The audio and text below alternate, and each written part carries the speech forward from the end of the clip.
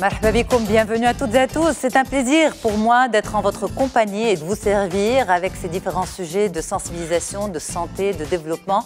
Alors, on va parler de cholestérol. Nous sommes à la deuxième quinzaine du mois sacré de Ramadan. Pour certains, malheureusement, ce sont les excès qui se sont installés. Donc, on fait le point avec vous, professeur Ahmed Bennis. Comment ça va? Merci beaucoup. Ramadan Karim. Alina Alexidi, merci beaucoup. Alors, cholestérol, où en est-on déjà? On en est où avec le cholestérol? Qu'est-ce qu'on sait aujourd'hui du cholestérol avant de le mettre dans le contexte du mois de Ramadan?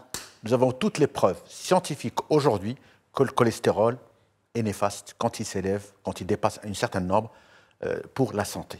Okay. L'augmentation du cholestérol entraîne plus de risques cardiovasculaires, d'infarctus, d'accidents vasculaires cérébraux.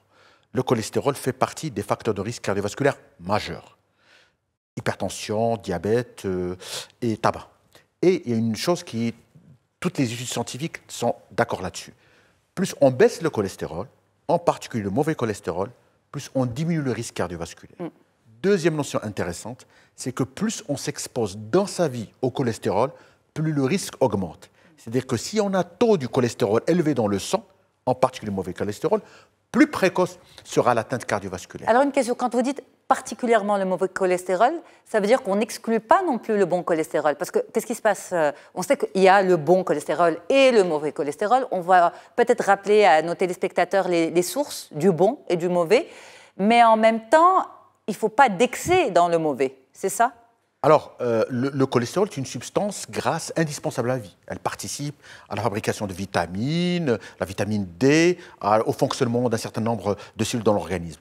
Et pour amener le cholestérol aux cellules, on a besoin de transporteurs. On a les bons transporteurs. Ce sont les transporteurs qui vont amener le cholestérol vers le foie, des cellules vers le foie, et qui va être éliminé par la bile. Et puis, il y a l'inverse, le mauvais transporteur, qui va amener du foie vers les cellules. Et donc, quand il y a un excès de ce mauvais cholestérol, il y a un excès de risque cardiovasculaire. Et en particulier, ce qu'on appelle le LDL cholestérol.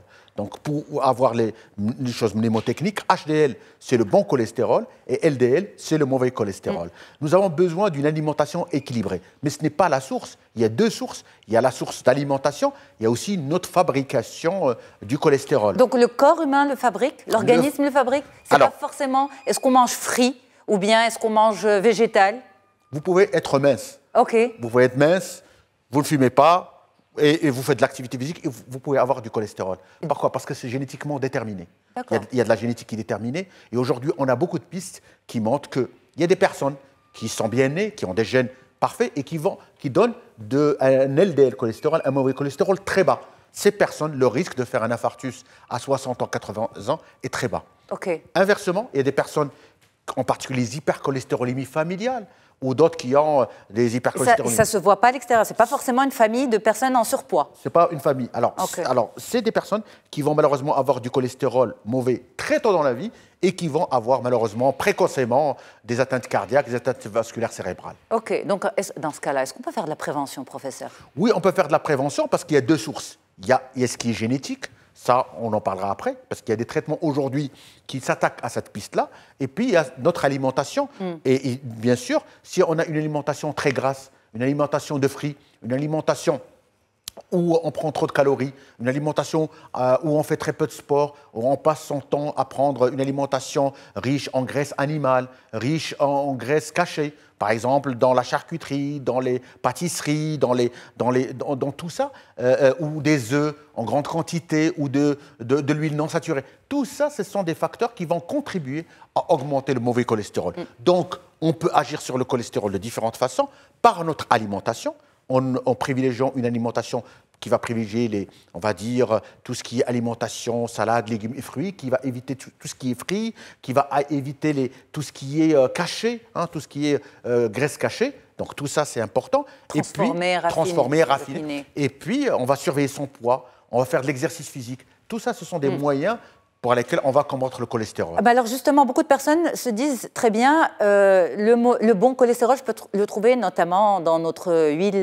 nationale, l'huile d'olive. Exactement. Mais les recommandations, selon les spécialistes, c'est 1-2 cuillères à soupe. Ce n'est pas le bol dans lequel on va tremper son morceau de pain.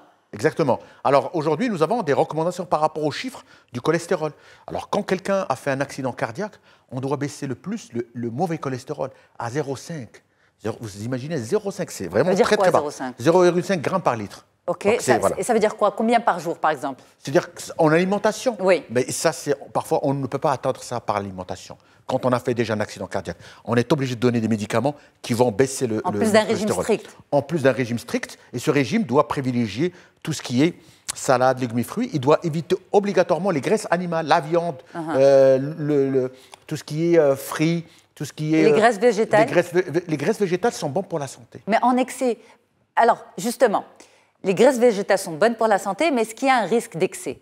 Parce que quand nous, on entend c'est bon pour la santé, allez, on y va. Alors, il faut toujours de la modération. Voilà, il faut toujours de la modération en associant. Et il faut éviter les sels de table, par exemple. Il faut éviter le sucre de table. Il faut s'hydrater correctement. Et puis, il y a tout ce qui est abat, tout ce qui est friture, tout ce qui est graisse animale. Tout ça n'est pas bon pour la santé. Et puis, il y a les bons poissons. Il faudrait consommer du poisson 1 fois à 2 fois par semaine. Malheureusement, nous sommes dans des cultures où on consomme trop de viande et ce qui n'est pas bon pour la santé. Alors, on va parler du volet génétique avant de revenir au mois de Ramadan. Comment savoir qu'une personne est génétiquement sensible au cholestérol? Alors ça, par exemple, on a des personnes qui ont eu dans leur famille des personnes qui ont eu un accident cardiaque jeune, précoce, avant 40 ans. Sans aucun facteur. Vous avez quelqu'un dans la famille avant 40 ans qui a fait un infarctus ou un accident vasculaire cérébral. Vous allez voir le cholestérol. Si le mauvais cholestérol est plus de 2, plus de 1,8, plus de 3, ça veut dire que c'est une personne exposée. Et ça peut être génétiquement déterminé. Et par conséquent, on va faire une enquête au niveau de la famille. Il y a des familles... Donc il faut toujours, on va dire, une victime d'abord, malheureusement. Victime, voilà, une famille. Ou parfois, à l'occasion d'un bilan systématique, on va se rendre compte, c'est pas normal. C'est une personne qui est mince devant moi, qui ne fume pas, qui a une bonne alimentation, et pourtant, c'est une personne qui a du cholestérol. Et donc, à ce moment-là, on va faire une enquête génétique pour voir s'il n'y a pas une hypercholestérolémie familiale.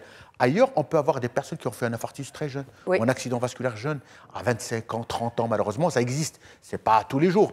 Mais ce sont des personnes qui ont des problèmes de la génétique. Aujourd'hui, on sait par exemple qu'il y a des voies comme les PCSK9, qui sont une voie qui est très exploitée du point de vue thérapeutique, qui nous a permis d'avancer énormément et de pouvoir mieux traiter les patients. Mais aujourd'hui, nous avons des pistes thérapeutiques, nous avons des traitements, même pour les personnes qui ont des hypercholestérolémies familiales, qui vont baisser le LDL de façon très importante, le mauvais cholestérol jusqu'à 60%, et bien sûr qui vont diminuer les accidents cardiaques. Ok, alors on va revenir au mois de Ramadan. Donc ça fait quelques semaines déjà que nous sommes en plein mois sacré. On connaît la richesse de nos tables lors de la rupture du jeûne. Est-ce que la fin du mois de Ramadan est souvent synonyme d'augmentation de trafic dans les hôpitaux, les cliniques et les cabinets professionnels? Alors le problème, c'est qu'il y a un certain nombre de comportements qui se transmettent, qui sont culturels. C'est de trop manger à la rupture de l'iftar. Et ça, c'est un comportement qui peut être dangereux pour la santé. On remarque qu'il y a des personnes qui prennent beaucoup de poids au mois de Ramadan, des personnes qui vont se jeter sur l'alimentation juste après. Il y a des personnes qui vont passer toute la nuit à partir de l'iftar jusqu'à Sahur à manger pour, je ne sais pas, pour avoir... Mais ça ne marche pas comme ça, parce que ce sont des personnes qui vont ingurgiter trop de calories par rapport à la demande de l'organisme, qui vont dépasser la demande de l'organisme, et donc ça va partir dans les graisses, et ces graisses ne sont pas bonnes pour la santé, parce que ça va augmenter le mauvais cholestérol, vous allez augmenter le risque cardiovasculaire, et si avec ça vous ajoutez la tension non contrôlée, vous ajoutez le tabac, tout ce comportement-là peut augmenter les risques cardiovasculaires. C'est pour ça qu'il faut inverser la tendance, c'est-à-dire que le mois de Ramadan, c'est un mois de spiritualité, bien sûr, est un mois de jeûne. Et un mois de jeûne et un mois de bonne santé. Donc il faut prendre la résolution de manger moins, c'est-à-dire et de manger ce qui est bon pour la santé. Mais chaque année, on se retrouve à parler des mêmes sujets, professeur. Ça veut dire que voilà, les problématiques sont là et que finalement, le cerveau, nos cerveaux ne captent pas forcément l'information diffusée l'année d'avant et qu'il faut insister parce que vous, les médecins, vous le dites très bien. Ben, écoutez, il faut nous accompagner dans la sensibilisation. Les habitudes sont tenaces, malheureusement. Donc, il faut changer. Il faudrait que le mois de Ramadan soit un mois où les gens soit stabiliser leur poids, soit perdre du poids. Mais en prendre, c'est pas normal. Et une bonne table, c'est une bonne table où il y a beaucoup de salades, beaucoup de légumes, beaucoup de fruits. Ça, c'est important. Les shbakia, oui, mais on peut, les brir, tout ça, c'est en petite quantité. Et les sucres, c'est en petite quantité. Vous savez qu'aujourd'hui, on sait que le sucre est dangereux pour la santé. Pourquoi le jeûne est important? Le poison blanc, d'ailleurs, je pense, c'est le sucre ou le sel? C'est le sucre aussi. Alors, le sucre. Alors, vous savez que notre organisme a horreur du sucre. Parce que quand on consomme trop de sucre, ça fait augmenter le vieillissement cellulaire, ça augmente le stress oxydatif, ça augmente l'inflammation, ça augmente le vieillissement des cellules qui vont se trouver avec des dangers. Inversement, quand on met l'organisme à la diète et au jeûne, il n'utilise plus le sucre, il va vers les corps cétoniques.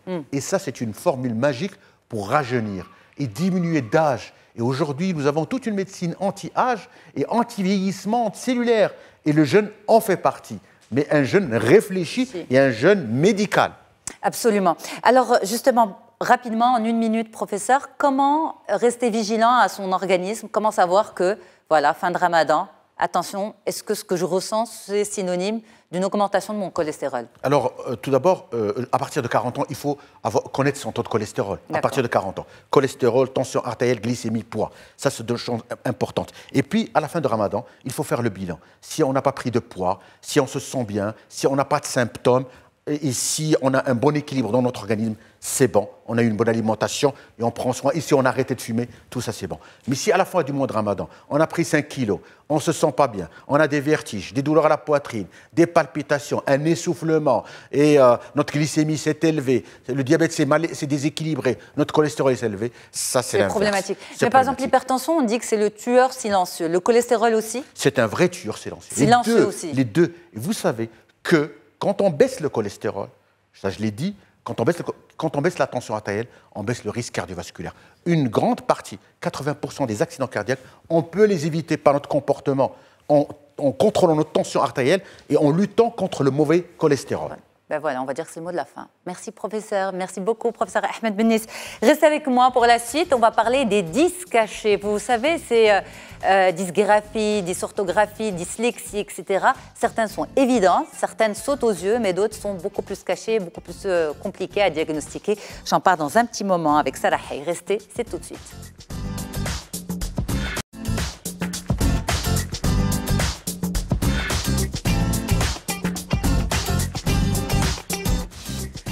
Sarah Hay, merci beaucoup d'être avec moi. Comment ça va? Ça va très bien, merci. Alors, vous êtes orthophoniste et avec vous, on va parler de ces 10 cachés, les DYS.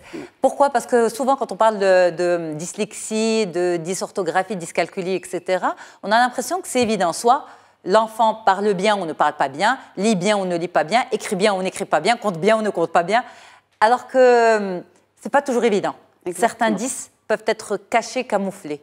Oui, exactement. Il faut savoir que d'abord, quand on parle de troubles 10, il y a des degrés comme dans toutes les autres maladies, dans toutes les autres pathologies. Il n'y a pas que noir et blond, c'est-à-dire il y a beaucoup de degrés, il y a beaucoup de symptômes aussi, et les enfants sont différents. C'est-à-dire des enfants compenseront mieux que d'autres, et des enfants vont avoir plus de mal dans un domaine que dans l'autre, selon les intelligences de chaque enfant. Alors, justement, quand vous, les spécialistes, vous dites un enfant va compenser, ça veut dire quoi? Alors, compenser, il faut savoir que du part de l'intelligence des enfants, d'un côté, et de la part de la plasticité cérébrale de l'enfant, chaque petit peut faire des efforts sur lui-même, de lui-même. Inconscient? Oui, inconsciemment. C'est des petits détournements que le corps fait systématiquement et que le cerveau fait systématiquement pour pouvoir trouver des remèdes à des petites difficultés qu'il va rencontrer dans le quotidien, à l'école ou dans les tâches qui sont déficitaires. Sauf que ceci dépend de beaucoup de choses, dépend de l'aide qu'on peut lui donner, dépend de l'intelligence propre de chaque enfant, dépend des mécanismes cognitifs du fonctionnement de chaque enfant. Donc, on ne peut pas avoir le même mode de compensation. OK. Alors, en général, c'est vers quel âge, en moyenne, que les 10 sont diagnostiqués? À partir de quel âge il y a les sonnettes d'alarme, il y a les bilans et puis il y a le diagnostic du 10. Alors la sonnette d'alarme maintenant, il y a des recherches qui peuvent nous permettre de poser les diagnostics même plus tôt. Mais généralement, on attend les premiers 18 mois des apprentissages chez l'enfant pour qu'on puisse dire exactement, voilà, il a une dyslexie, c'est-à-dire pas avant. 18 premiers mois, c'est-à-dire quand il a 18 d'apprentissage. D'apprentissage, c'est-à-dire la première année d'apprentissage, c'est le CP, en principe. Ok, donc arrivé au CE1 Oui, c'est vers la fin de CE1.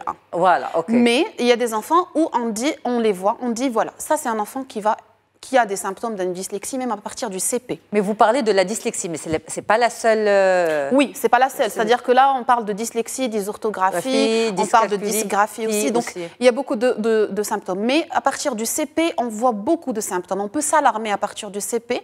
Et des fois, même, il y a des troubles où on s'alarme à partir de la grande section. Hein. D'accord. C'est vrai qu'on dit que, oui, à la grande section, il n'est pas censé lire, il n'est pas censé bien écrire. Oui, je suis tout à fait d'accord. Mais il y a des choses, des symptômes qu'on peut déjà diagnostiquer à partir en bas âge.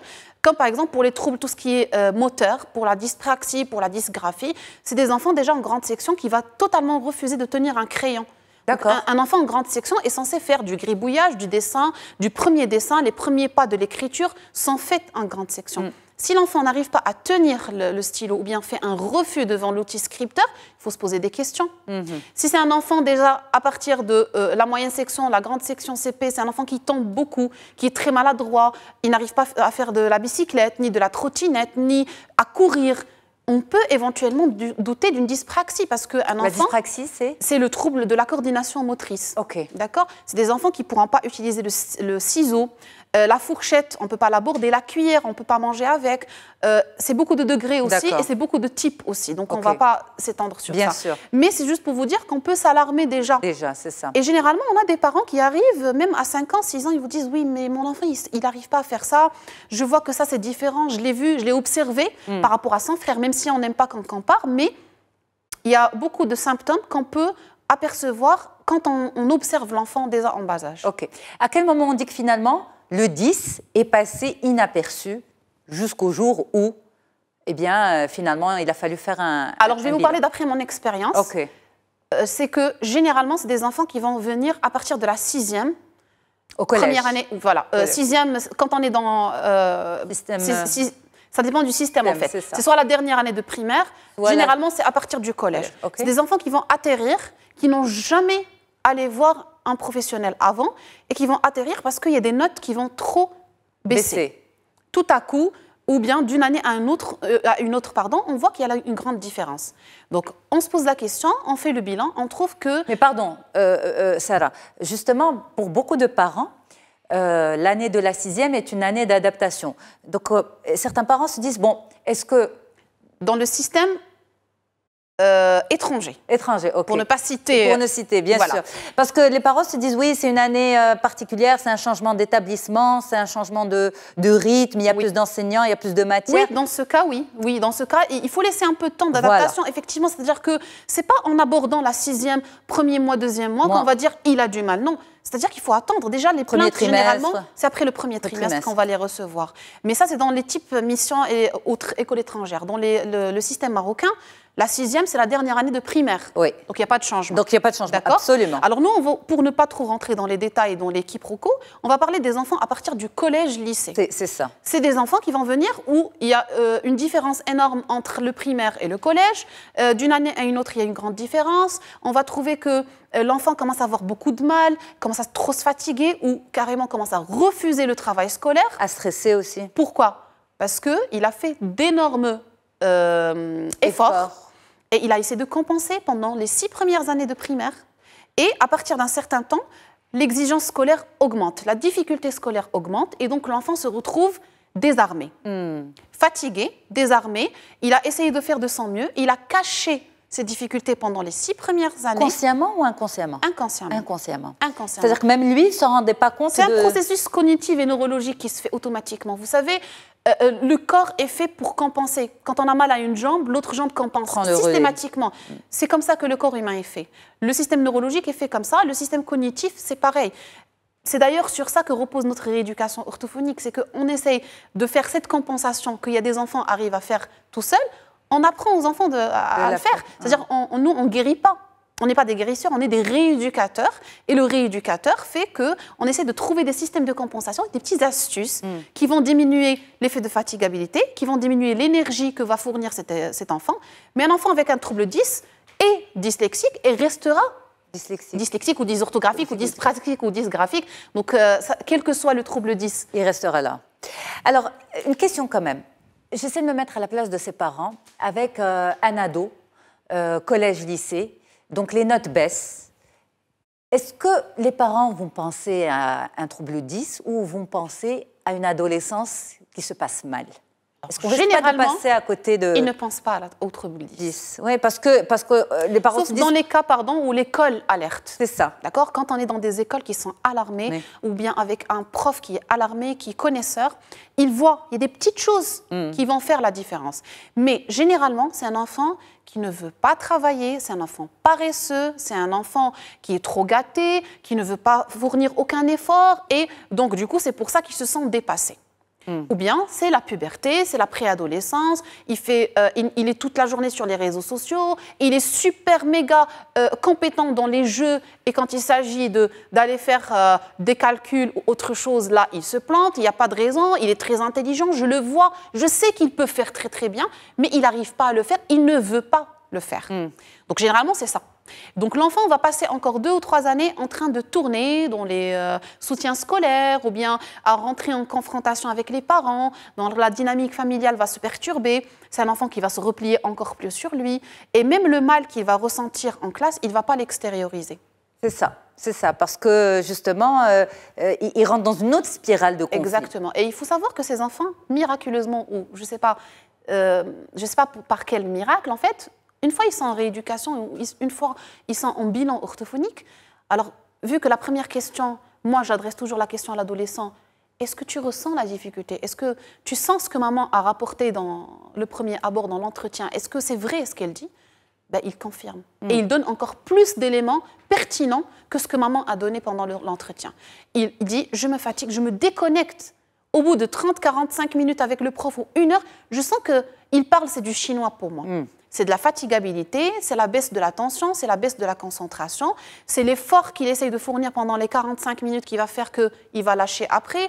Donc, il va rapporter... Quel que soit le type de 10.